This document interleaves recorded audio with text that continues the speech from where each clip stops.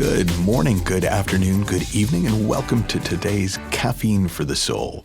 And if you haven't heard part one of this three-part series on what is transformative coaching, you can find that on our website or iTunes or all good podcast hosting platforms near you.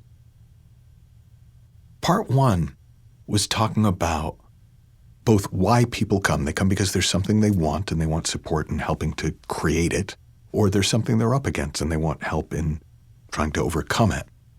And one of the first things that I look to do, and I teach transformative coaches to look to do, is to wake people up to that inner flame of spirit, that divine spark that you can literally set yourself on fire with. Today, what I want to talk about is almost the other half of the equation. That at the same time, and I say the other half because this happens almost naturally as somebody wakes up to the spark, but when somebody gets a more accurate understanding, a more functional understanding of how their minds really work, not only does everything work better, but that spark is easier to see. So it will interplay with the first one. And honestly, the human mind is a deceptively simple piece of equipment. There's three constants behind the operation of the mind.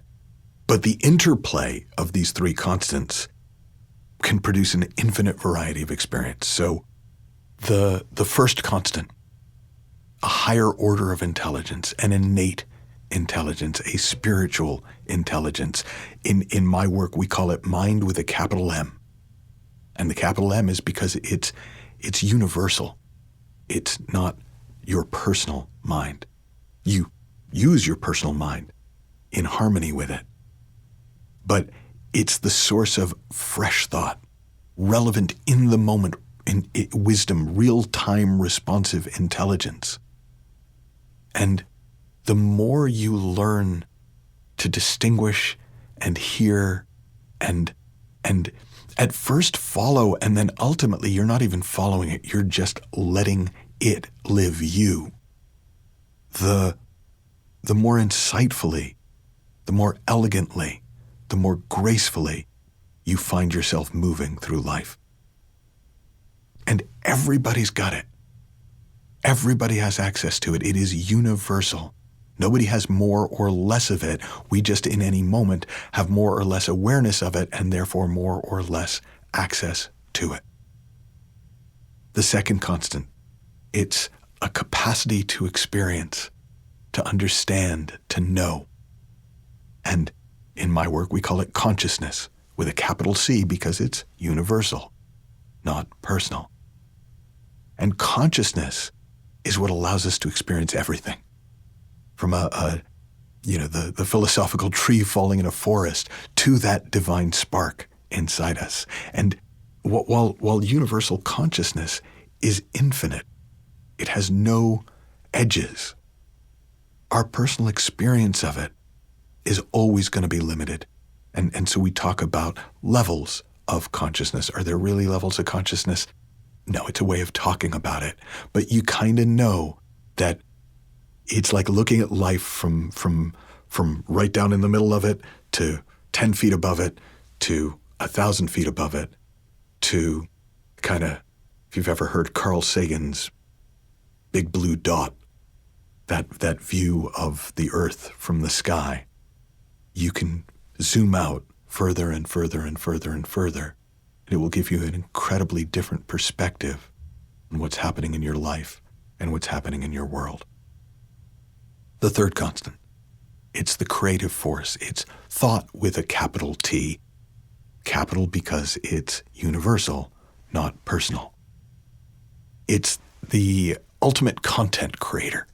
It's the paintbrush that we use to turn this invisible energy of life, this formless energy, into visible forms that we can see and hear and taste and touch and smell when we paint it onto the canvas of consciousness. It's the film strip that runs through the old 35 millimeter film projectors, and when the light passes through it, it projects it onto the screen of consciousness, and we get to experience it back in the cinema of our own mind. In the Inside Out Revolution, I talked about the interplay of these three constants, what are usually talked about as the three principles. Our experience of life is created from the inside out via the principles of mind, consciousness, and thought. We're living in the feeling of our thinking, not the feeling of the world, not the feeling of our circumstances, not the feeling of other people. We are both the stars and the creators and the experiencers of the movie of our lives. We are both the dreamer and the dream. And understanding this, and when I say understanding, I don't mean intellectually going, oh yes, I am both the dreamer and the dream, and I use the principles. I mean understanding this in your bones turns out to be ridiculously significant in navigating the world effectively and elegantly and gracefully, because as long as it looks, and I get that it looks, but as long as you believe that your experience is coming from outside your own mind, you can't help but be caught up in reactivity. You can't help it. Of course you're going to attempt to manipulate the world, to manipulate people, to manipulate outside forces in order to avoid suffering and find happiness. But in any moment where you see that your experience is only and always being created from the inside out, you can ride the wave. You can ride the wave of your experience with more grace and more joy. And you can create what you want to see in the world in harmony with that deeper intelligence, that deeper mind with a capital M. Now, here's the thing. Most people can get this intellectually. And at some point, you get the joke. You get it the way you get a joke. How do you know you get a joke? Not because you can explain it, but because it makes you laugh. And it's very similar. When you really catch on to this incredible interplay of these three constants, these three principles, kind of can't help but laugh. And so look, we all find ourselves battling imaginary dragons from time to time. And understanding this, even in your bones, doesn't mean you won't fall asleep to it, in the same way as you kind of know movies aren't real, but I bet if you go to a horror movie, you're going to get scared. I bet if you go to an adventure, you're going to get excited. Right? That's why we go to movies. So it's not about being very zen and above the fray. It's about being able to throw yourself fully into the movie, fully into the dream, because you know it's just a movie. You know it's just a dream. And when you stop spending quite so much time developing your dragon fighting skills or whatever else you're dealing with in the dream, you find yourself with more than enough time and attention and energy to handle anything that genuinely needs handling and to create anything you truly want to create in the world. Now, in the third episode of this series, I'm gonna share a third skill, a third thing that I do and teach transformative coaches to do.